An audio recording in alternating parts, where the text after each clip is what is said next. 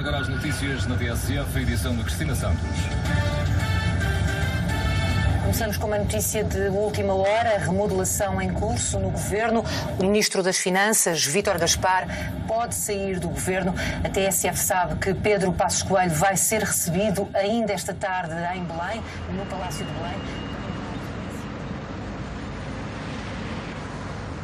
Em Portugal, era oficialmente verão há 3 dias. Paulo Portas preparava-se para deixar o sol de Lisboa e partir em direção ao calor do México, mas antes ainda passou por São Bento para despachar uns assuntos com o Primeiro-Ministro. Passos Coelho tinha um inadiável. Vítor Gaspar há muito que queria sair do governo e não dava para esperar mais. Portas não podia estar mais de acordo. Eu serei poupado em detalhes porque tenho um dever de reserva, sendo membro do governo. Eu sabia que o Ministro de Estado e das Finanças queria sair, sabia que havia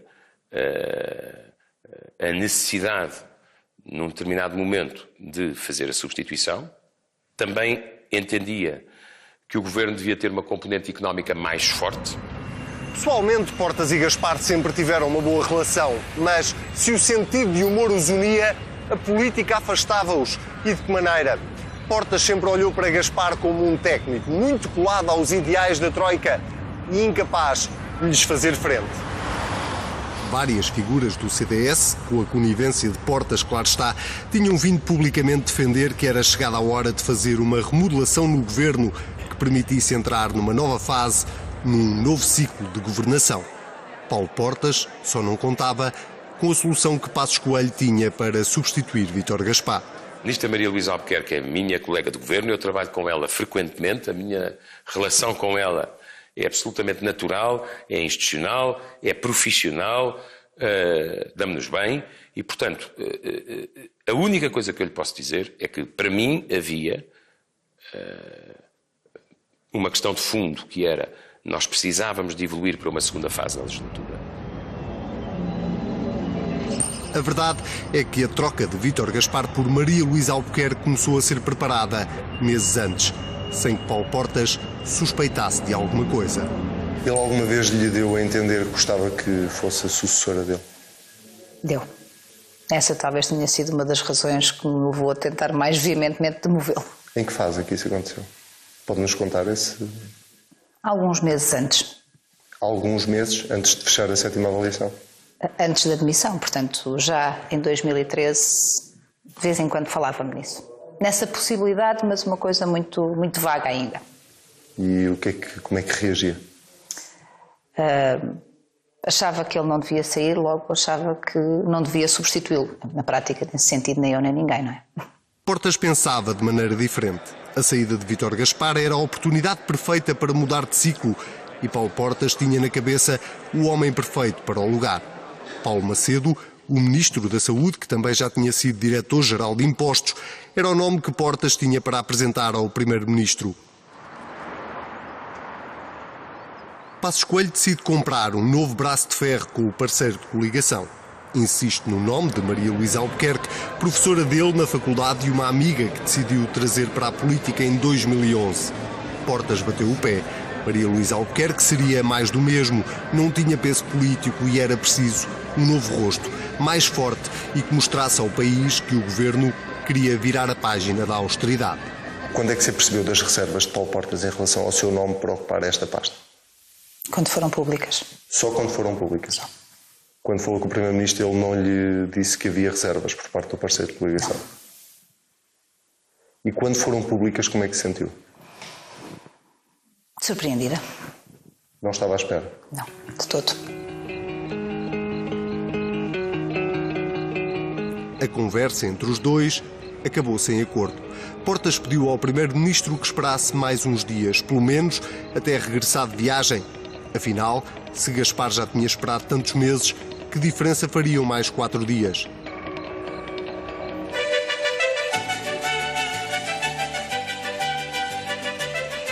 No México, Paulo Portas cumpria mais uma missão de diplomacia económica, convencido que Passos Coelho esperaria por ele para decidir a substituição de Vítor Gaspar.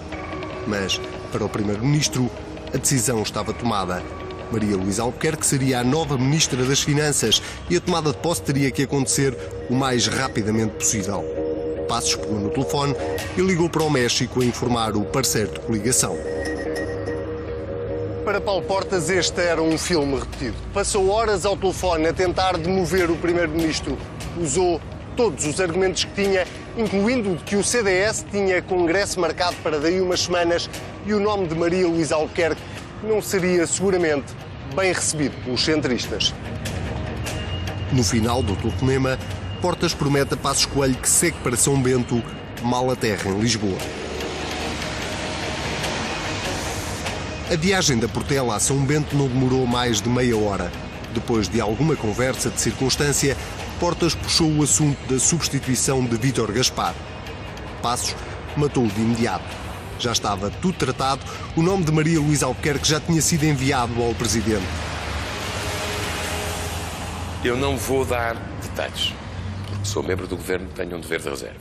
A única coisa que eu posso dizer é que as coisas aconteceram de uma maneira que me obrigava a fazer o que eu tive que fazer. Era a gota de água num copo que já estava a transbordar. Quando regressou ao Palácio das Necessidades, Portas deixou cair um desabafo. Isto acaba aqui. E foi para casa refletir. São 4 horas, agora as notícias na TSF, edição de Cristina Santos.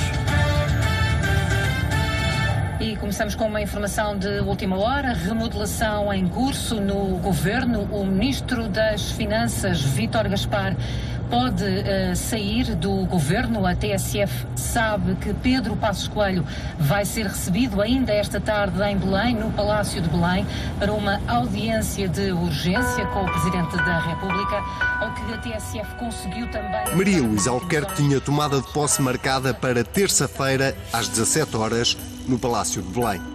Paulo Portas começou o dia como terminara o anterior. Regressou a São Bento, decidido a informar o Primeiro-Ministro que não aguentava mais tanta desconsideração e que iria demitir-se. Há umas alturas na vida em que o que é relevante é o que a nossa consciência nos diz. E torna-se pouco relevante o que é que os outros pensam de nós. Aquilo que é relevante é o que a nossa consciência nos diz. Eu só lhe posso dizer que as coisas aconteceram de uma determinada maneira que me tornou obrigatório eu pedir admissão. Passos Coelho não o terá levado muito a sério. Portas saiu de São Bento ainda mais convencido de que não havia outra coisa a fazer. Quando regressou ao Ministério dos Negócios Estrangeiros, sentou-se e começou sozinho a escrever a carta de demissão. Apresentei hoje de manhã a minha demissão do Governo ao Primeiro-Ministro.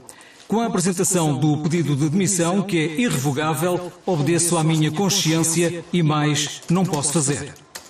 São conhecidas as diferenças políticas... Quando Portas chamou um colaborador próximo para o ajudar a finalizar a carta e passá-la para o computador, esse colaborador perguntou-lhe se queria mesmo tornar a demissão irrevogável. Paulo Portas não vacilou nem por um segundo. A minha vida política podia ter terminado ali e terminaria com a minha consciência tranquila, porque eu não podia ter deixado de fazer o que fiz. Agora, separei completamente o que era o plano pessoal do plano institucional.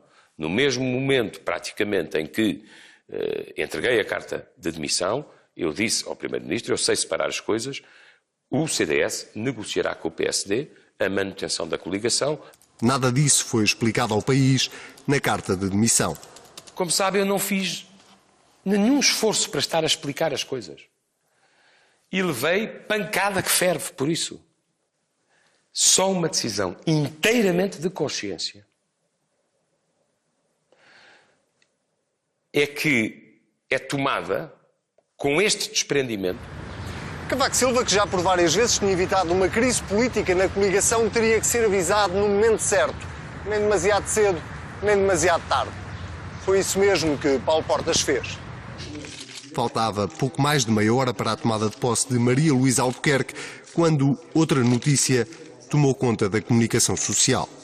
E há uma informação de última hora que vamos conferir agora mesmo.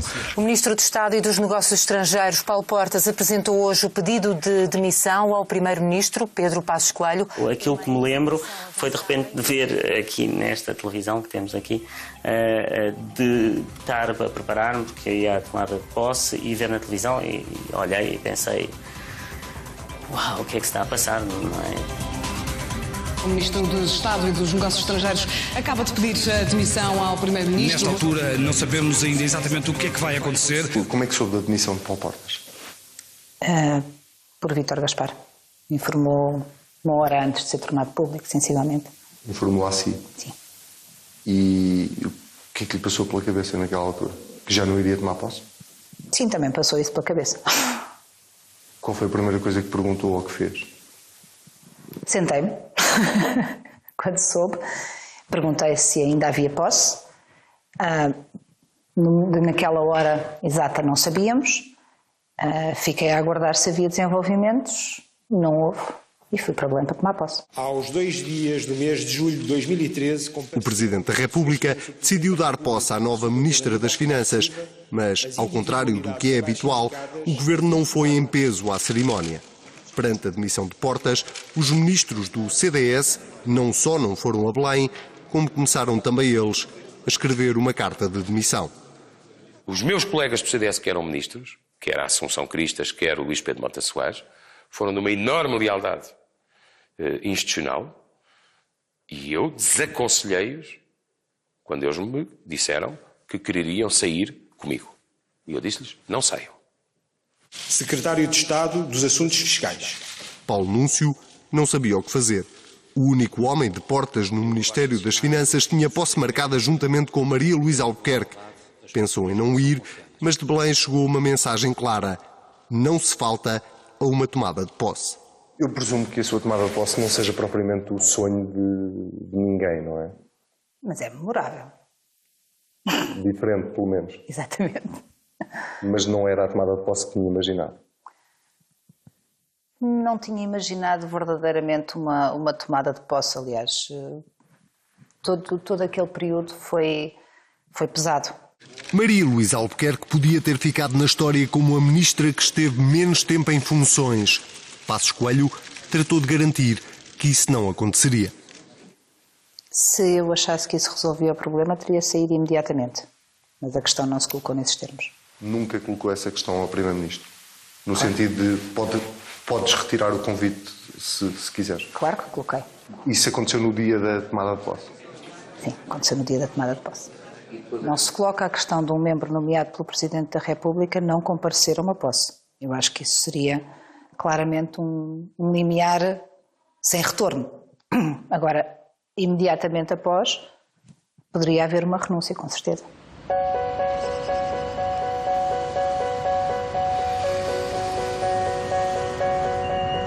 As atenções viraram-se todas para São Bento. O que iria Passos Coelho fazer? Demitir-se? Não me demito. Não abandono o meu país. Eu próprio tenho de manifestar a minha surpresa.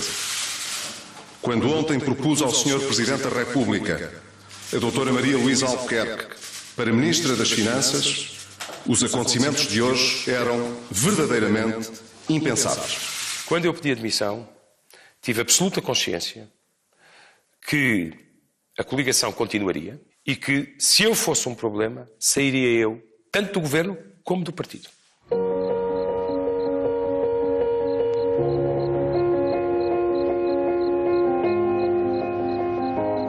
A crise política teve reflexos imediatos nos mercados. Os juros voltaram a disparar, o futuro de Portugal voltava a ficar em causa e ninguém conseguia antecipar o desfecho desta história. No Caldas, o almoço da Comissão Executiva do CDS foi dos mais duros que Portas teve que enfrentar nos 16 anos que leva à frente do partido. Ouviu de tudo, explicou tudo, mas não convenceu quase ninguém. O partido exigia-lhe que ficasse. Não sente que para a opinião pública isto possa parecer uma jogada política? Não foi de todo, acabei de lhe explicar. Essa entrevista há de servir para alguma coisa. Acabei de lhe explicar a liberdade e a obediência de consciência com que eu agi. Acabei de lhe explicar o desprendimento com que eu agi. Mas o que é que o convenceu a ficar? O governo ficou mais equilibrado. A relação entre os dois partidos ficou mais... Foi um primeiro-ministro. Espera. Anselmo, eu não vou ir para além disto que lhe estou a dizer. Portanto, não vamos estar a insistir sempre no tapete rolante. Durante 2 dias, Paulo Portas negociou com Passos Coelho os termos da nova coligação que o primeiro-ministro apresentou a Cavaco Silva logo no dia 5 de julho. Os ministérios seriam remodelados, Pires de Lima entrava para a economia, Portas subia a vice-primeiro-ministro e Maria Luísa Albuquerque mantinha-se nas finanças. Alguma vez falaram sobre aquele período? Não. Nunca sentiram necessidade disso? Eu não. E ele também não? Aparentemente. A última palavra era do presidente, mas Cavaco Silva decidiu aproveitar esta crise para tentar um acordo entre o PSD, o CDS e o PS. Para convencer os socialistas, assinou-lhes com eleições antecipadas e seguro esteve por um fio para assinar esse acordo. Acabou por roer a corda. Foram 3 semanas de reuniões, de avanços e recuos, de dúvidas e, sobretudo, de uma enorme angústia quanto ao futuro do país. O resultado final foi uma espécie de casamento de conveniência em nome do interesse nacional.